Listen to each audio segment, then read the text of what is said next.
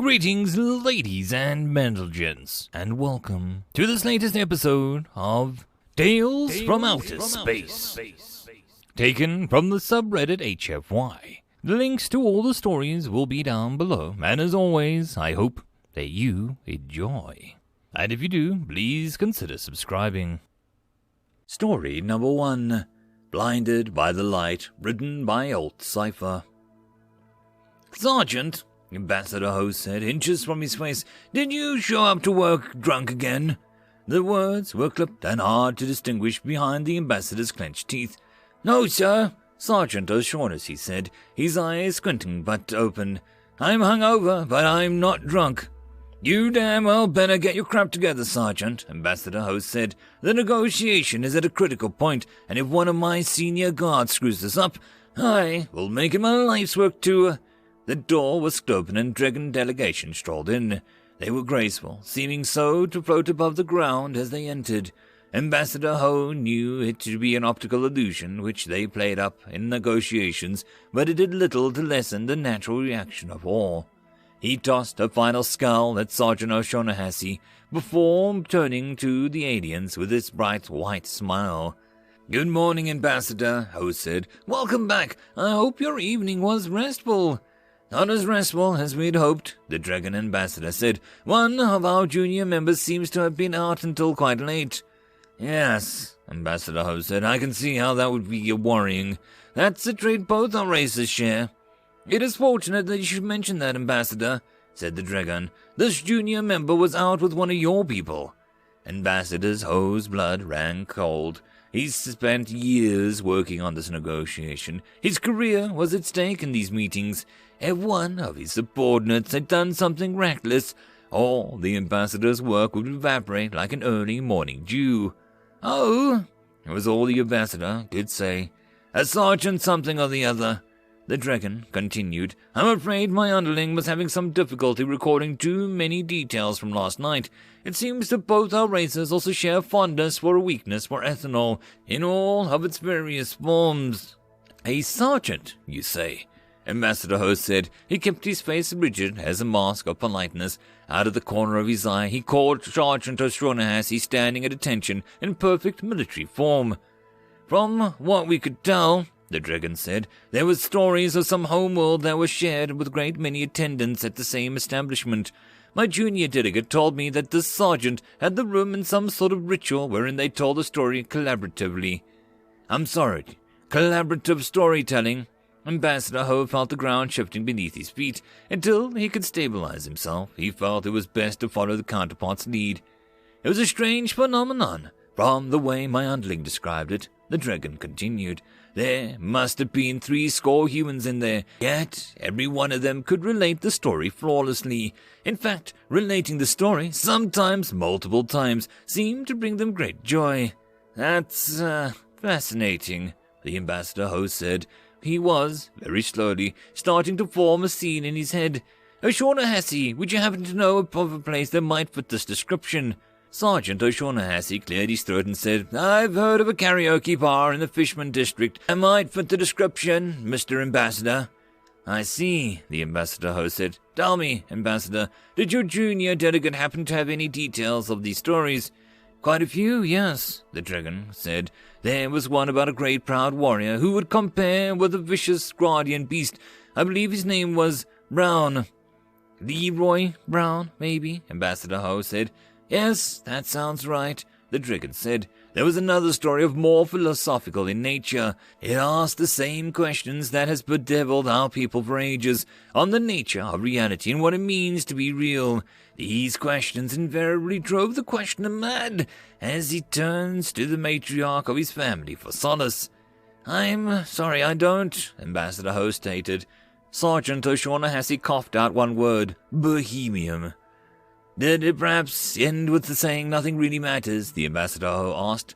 I'm not certain, the dragon said. My inferior was a bit fuzzy on the details, but the last story he told us was where one of you humans faced the devil himself in some sort of contest. The human struggles against the devil in some sort of artistic endeavor, from what my inferior could remember, and eventually bests him. The human wins some item made of gold. Did this concept happen to place called Georgia by any chance? The ambassador, Ho, asked. That place sounds familiar. The dragon said, Perhaps it did. My underling tells me he's never seen such relationships amongst our people as he saw last night. This is the first trip off-world, and so I'm afraid the temptation to explore was too much. However, he has spoken very highly of your species, and I believe that we'll have much to offer each other. Perhaps, when our negotiations conclude, we can find this mysterious sergeant, and we can all accompany him to the storytelling house. Ambassador Ho smiled. He wasn't sure if it was genuine or fake, but he smiled nonetheless. Perhaps we can, Ambassador. Now, if you'd like to get started. Late that evening, long after the diplomatic delegation had left and long after their work was done, Ambassador Ho went to find Sergeant O'Shaughnessy. Without saying a word, Ambassador Ho pulled out 2 large denomination bills from inside his pocket and handed them to the sergeant. I'll buy the next round, Sergeant. Sergeant O'Shaughnessy took the cash and smiled. Yes, sir, he said. Shall I reserve the table at the karaoke bar when we're done, sir? Yeah, I suppose, Ambassador Ho said, but maybe we should review the song list first, make sure there's nothing risque. But, sir, the sergeant said, I have the most amazing cover of Baby Got Back, and I'm sure the Dragon Ambassador would appreciate. End of story number 1. Story number 2. Why Humans Can't Have Nice Things. Written by Wyatt Smith. Esteemed Squad Overleader Tori raised one of his crests above the eyes and all too human manner that he had come to pick up during his last few lunar cycles training with the new trade and military partners. While humans weren't new to the Intergalactic Council of the Greater Fifth Stratum, they were still a rarity in the interstellar trade and peacekeeping. Or, to put it another way, they were little more than a galactic hex from a solar system with too few suns, too many rocks, and not nearly enough common sense. Be that as it may, it was the ESO Toll's duty to introduce the tools of the IGC G5S to humanity's addition to the neighborhood peacekeeping force. Thankfully, the 50 humans that had qualified for training with these squad groups knew how to get in line and stay there, even while some lab jockey was demonstrating the more convenient equipment. Though it was unusual that the squad appeared to be, bored. The Corlium Toll wasn't an expert in reading human facial features, but after 3 lunar cycles of boot camp, as the humans called it, he felt reasonably certain that despite being shown a Class 4 heavy assault plasma rifle, the humans appeared to be losing interest in the commissioned scientist's continued her presentation on the basics of the weapon's core functions and design. Hell, at this point, most savants in their position would be flexing like younglings in a candy store. With a grimace, he glanced at the scientist and made a hidden gesture using one of his vestigial insectoid wings, hidden from the view behind his back, encouraging the intelligence officer to wrap it up. They had both read the reports on what happened when humans got bored, and neither wanted to have to deal with cleaning up after the mess spontaneously appeared and their inactivity approached critical mass. The scientist on stage before the assembled human soldiers set aside the assault plasma rifle on the bench next to the podium and picked up a bulky bag marked with the Corlium warning symbols. While the bright colors weren't just outside the human range of color detection, the symbols themselves were sufficient to catch the interest of every person there, the ESO included. And lastly, the scientist began, we have our field tool, officially referred to as the Nanomechanical and Molecular Armature, or NAMA, or N-tool, uses a complex cluster of nanites and controlled molecular reactions to print or produce any tool or chemical reaction coded into the controlled apparatus. The officer reached into the bag and removed a case which he slung over the shoulder to make a look human backpack that rested just below her vestigial wings, and cinched tight across her chest and waist.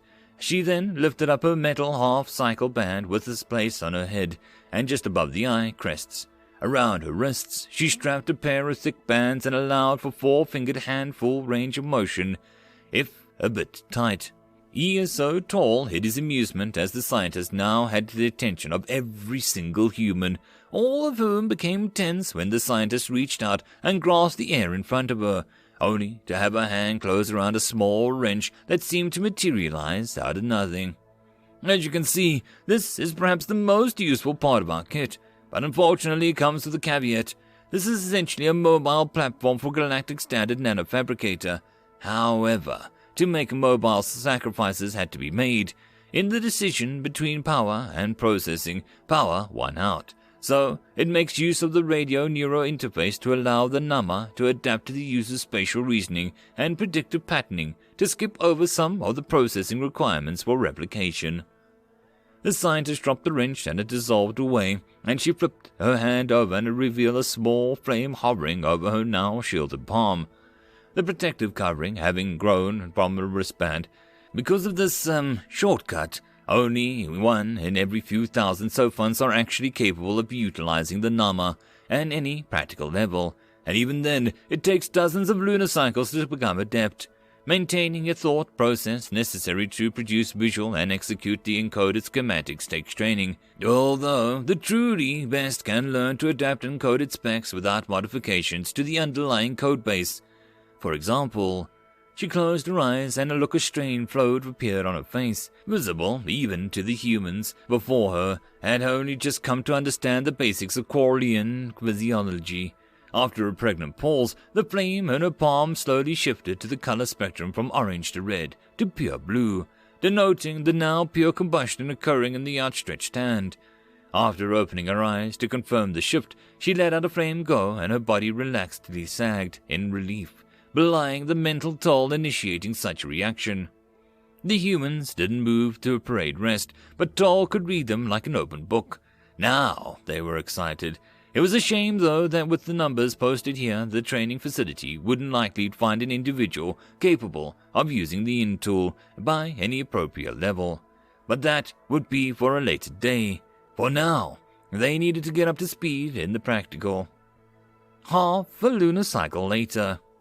He is so tall, sat at his desk, tapping away at a digital screen in front of him, completing the last personal profiles of the human squad.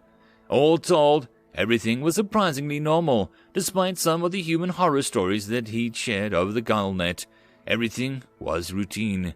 True to the range scores were statistically better than his normal trainees by a decent margin, but everything else was around the galactic average. Combined with the discipline that they had when they arrived, he was preparing to recommend the humans be adopted into all IGC G5S training facilities. Tor allowed himself a small moment of chagrin remembering his earlier reservations about the assignment. But now the training was all but done. He was looking forward to the next batch of human recruits, especially if they were as easy to handle as the first. It was during this moment of serene contemplation that the door of the esteemed squad overleader's office slammed open with a metal thud. Standing in the doorway was a young junior squad leader whose normally pale purple complexion was almost vibrant blue. While he was gasping for breath, Toll stood, setting aside the profiles for later. "Report, soldier." The young Corlean nodded and straightened up to attention. "Yes, ESO, sir. Direct command from IGC. Humans are denied access to all NAMA units until further notice." Toll furrowed his eye crests and his wings flexed in irritation as he said, "The command provide any additional information?" The junior squad leader quickly stepped forward, placing a data jet in Toll's hands. "Yes, sir. However, it's been classified for your eyes only, sir." Toll waved a dismissal at the junior squad leader and turned back to his desk. Not allowed access to end tools, he thought.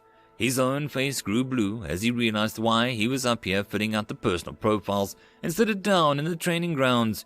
Even as he bolted for the door, he cursed his naive thought that doing paperwork would be better use of his time than watching Sophons blindly waving their hands around, doing nothing. And while no ESO would ever be caught running, he still walked fast enough that he'd hoped that he could catch the humans in time before they began the end-tool training. Whatever ESO Toll had been expecting upon arriving at the training grounds certainly hadn't been what he was currently watching. The scientist that had first demonstrated the end tool stood next to him with a horrified look on her face. She was so blue.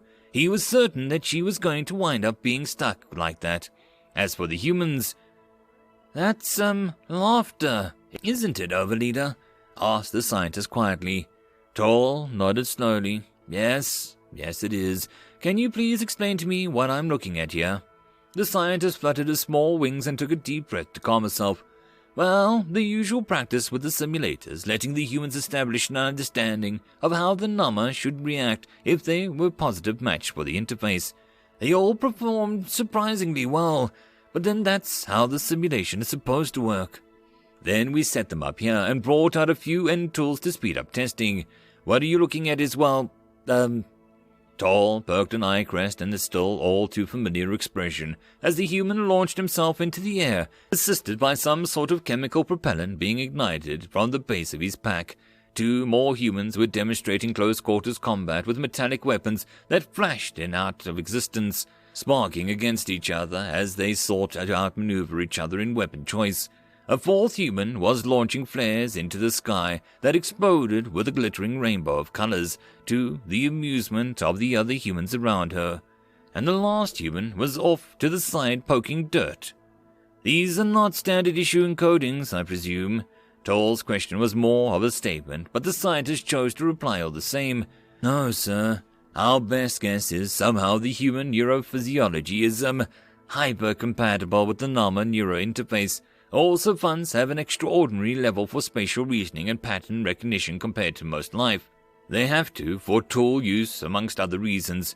But humans are, The scientist trailed off, struggling to put words into what was happening in front of the 2 Corellians. While the ESO and the intelligence counterpart were trying to figure out how to put the cat back into the bag, the human that had been poking the dirt suddenly jumped up, shouting out in apparent joy. But before either Corellian or could react, the human gestured for the others to step back and held up his hands in front of him, his face suddenly contorting in concentration or possibly pain. Starting from the point directly below the outstretched hands, a crater of about 1.5 meters in diameter appeared, the soil rising up and compacting into a rotating sphere that became smaller and smaller with each passing second. Sweat beaded around the human's face, a trait Toll was glad his species lacked, but still bewildered by what he was seeing. He did nothing to stop the human as the mass of dirt slowly began to glow with the heat as it was compressed further. But wait! The scientist choked out, shocked by the display of control. But all that was heard was a sudden sharp crack of thunder, followed by the collapse of the molten rock in front of the human. The red-hot earth pooled in the crater at his feet and began to cool with his end tool shut down with a high-pitched electronic whine. The humans cheered for the now exhausted human who slumped to the ground, looking like he'd managed to outrun a Koran hunting beast. He is so tall, however, only turned to look at the scientist next to him, his own skin blue as hers. At least now he knew why the IGC made the command it had, the data chit now forgotten, lying on his desk. End of story number 2. Story number 3. Why Humans Can't Have Nice Things, Part 2. Written by Wyatt Smith. Silence permeated the stale air of the inter-office meeting room. The room was bare except for a communications pedestal at the center, a single double-door entrance on one wall, and a ring of 24 leaning stands around the outer edge of the room. He, as so tall, rested against one of the padded stands, only his military discipline restraining the movement of the small, clear, insectoid wings on his back. To his right stood esteemed squad intelligence leader Dale, who lacked his ingrained fortitude as she was rocking forward and backwards in her stand. The 2 of them weren't alone in the meeting room. The other stand had a holographic projections of the other IGC G5S Peacekeeper Squad overleaders as well as the commanding officer. The glorified hive leader for the 16th hive of the Greater Fifth Stratum, G.H.L. Nurmal, has earned his post by merit of decorating military and peacekeeping history. As for his peers, Tall ignored the shiver of frustration that threatened to run down his back and instead focused on his superior officer on the opposite side of the room. I am having trouble understanding, esteemed squad intelligence leader Dale. The humans are hyper-compatible with the Nama system. The hive leader's eyes seemed to bore into the relatively young intelligence leader, and Tall almost felt a sense of sympathy for her. Almost. Yes, glorious hive leader. We have performed any additional testing with the humans, having revoked access to Namas following IGC's command. But based on the initial testing as well as the results of the simulation training, we believe that something about their cerebral architecture makes them savants at wielding end tools. G.H.L. Namol reached out with his hand to rub the crests above his eyes. Had the Quarians noses instead of olfactory pads, Tall was certain that the hive leader would be rubbing that instead. Perhaps I'm not the only one the humans have been rubbing off on, he thought. Dayal took the hive leader's silence as encouragement to continue and said, any real explanation as to how or why would probably just be a conjecture and little more than pseudo-scientific theories at this point. We suspect it has to do with the fact that somewhere around 60% of human brain's mass involved the visual processing. Maybe. The hive leader tilted his head first one way and then the other before flattening a wing of assent for the squad intelligence leader to continue. Nodding, Dayal tried to not let her nervousness show in her wings as she attempted to explain her research group's best hypothesis. Their neural architecture is also so adept at pattern recognition and signal processing that when confronted with literally nothing, their brains will create connections and patterns for them. Again, this is most pronounced with the vision centers of the brain, but also extends to all other senses, including taste and touch. The scientist paused, realizing that she was probably beginning to bore the non-intelligence members of the meeting. This is to say that expression of such features isn't unusual. The Zays also devote most of the brain mass towards visual pattern recognition, but they have 5 pairs of eyes on the oldest members of the race. The humans, like us, just have 2.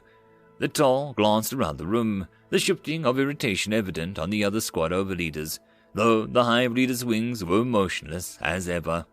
Looking at Dayal, he cleared his throat faintly, just enough for her to hear, but not loud enough for the pedestal to pick up. She glanced at him, her faceted eyes taking in the silent motion for her to get to the point, causing her to jump and begin speaking faster. Right, so, the humans are already poised to accept any and all sensory input and pattern into the appropriate signals, thoughts, and ideas. So much so that all Nama has to do is parallel that illusionary input and construct around that human's mind is telling the human what's supposed to be right there in front of them. Normally, the end tool projects an encoded model into the wielder's sensory areas of the brain, then lets the savant's mind fill in the rest of the model with the necessary information to reproduce it using the Nama's hardware. The humans, they don't need that step. Despite attempts to the contrary, Tall and Dayal could easily hear the muttering of the squad overleaders around them, holding quick conferences with unseen members of their leadership teams. The hive leader, for his part, remained silent as he slowly digested the intelligence officer's report. After a few minutes, the room quietened down, and one of the other squad overleaders spoke up as the eye crest furrowed briefly in confusion. Do you mean to say, esteemed squad intelligence leader, that humans live perpetually in a semi-hallucinatory state? Dayal hesitated, giving a glance to Tall, who shuffled forward and backwards for a moment before replying, No, well, not precisely. While it is true that humans can experience hallucinations when going for too long between sleep cycles, taking too many sleep cycles, not getting enough sustenance, imbibing or ingesting certain chemical compounds, suffering from illness, experiencing severe mental or physical trauma, receiving too much sensory input, receiving too little sensory input, or by virtue of one of other dozen human-identified mental illnesses or cognitive dysfunctions. Delaya trailed off as she realized each of the squad overseers in the room were staring at her with their wings rigid in alarm. At a loss for words, she turned back to Tall, her own wings shivering in worry as the blue blush gracing her cheeks. ESO Tall took a deep breath and stepped forward into parade rest before picking up where Delaya left off. What my intelligence officer is trying to say is that, yes, it is possible for humans to undergo hallucinatory experiences on an irregular basis throughout their lives.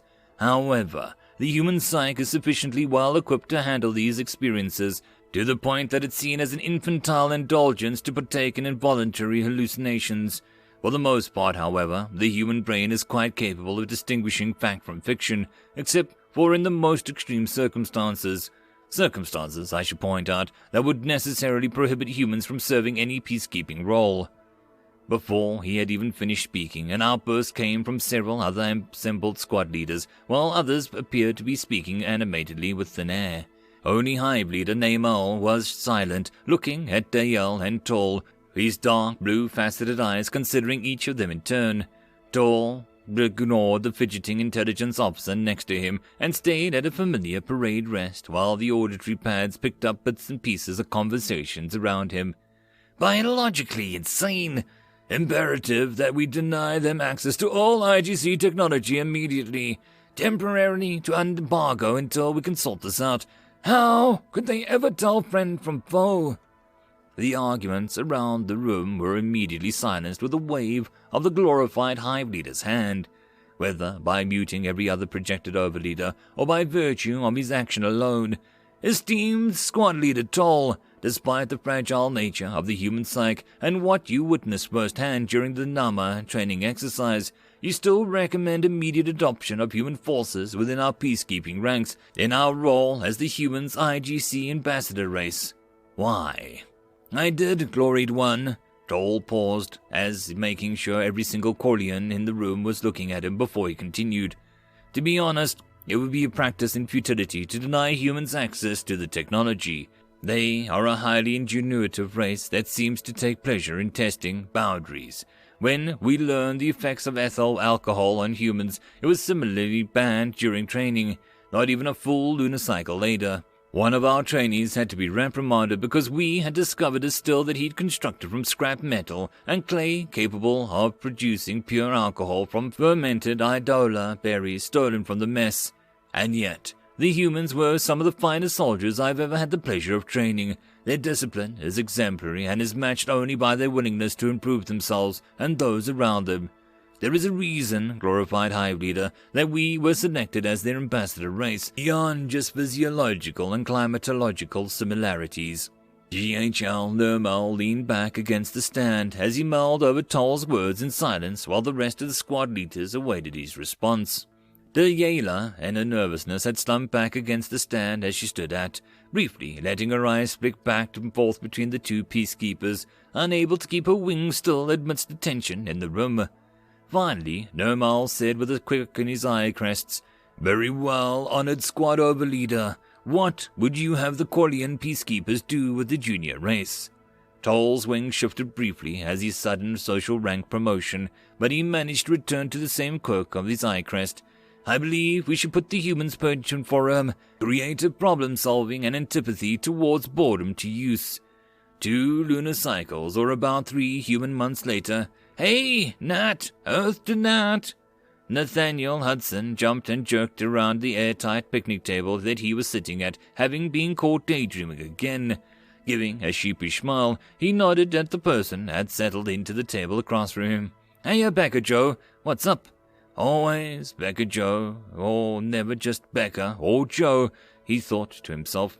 Becca Joe grinned and shook her head, hair going everywhere. "Geez, been calling you for like half an hour. Where have you been, Calico 5? Nathaniel ran a hand through his own short hair and glanced at the well-lit park around them, trying to remember what he was thinking about. "I was just thinking it's almost a perfect place, but it's missing a breeze and squirrels. Maybe a bird or two." His friend's smile seemed to falter slightly, but then grew back as she placed her tablet onto the table between them.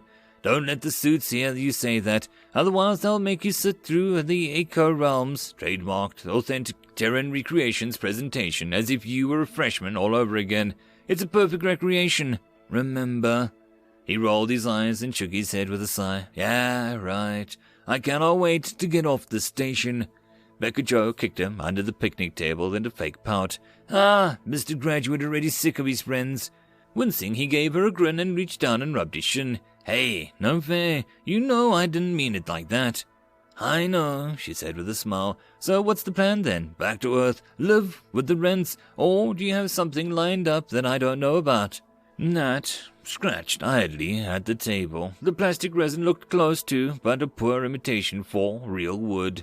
"Back to the parents, probably. I could sign up with the Eco Realms. All Eco Realms University graduates get automatic placement and all that. But I don't know. I'm given that army pamphlet we got in the Korea Fair some serious consideration." "Well, Mr. Hudson, you're in luck, because that's where I wanted to talk to you about.